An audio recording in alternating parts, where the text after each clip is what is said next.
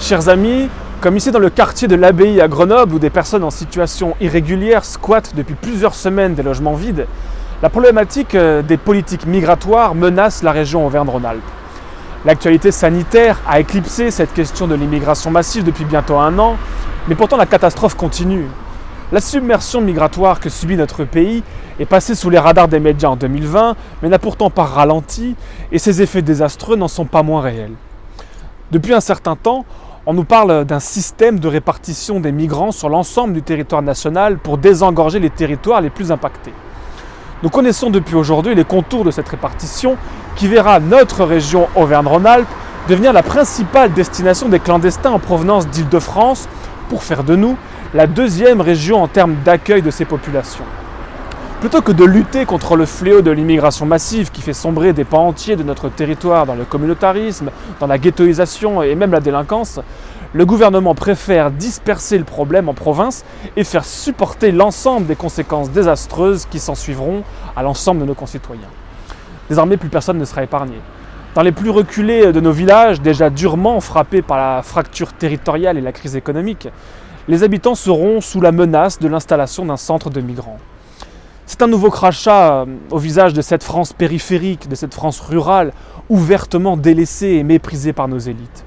Nous ne pouvons pas accepter que notre région devienne le lieu de fléchage privilégié de toutes ces populations. Il faut aussi constater l'impuissance du président de région, Laurent Wauquiez, qui n'a pas su s'opposer avec force à cette redistribution puisque la région Auvergne-Rhône-Alpes est devenue, durant son mandat, la région de France accueillant le plus de migrants après l'Île-de-France. Cette charge pèsera lourdement sur notre région qui deviendra demain, avec la complicité de la droite, la première région de France en matière d'accueil de clandestins. Encore une fois, la prétendue droite décomplexée aura copié le discours du Rassemblement national, mais aura agi une fois de plus comme la gauche.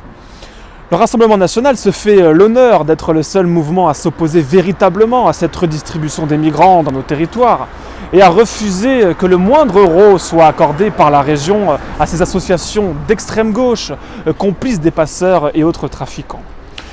Dans cette période de crise, l'ensemble des énergies doivent être tournées vers la résolution de la crise économique et sociale terrible qui nous frappe.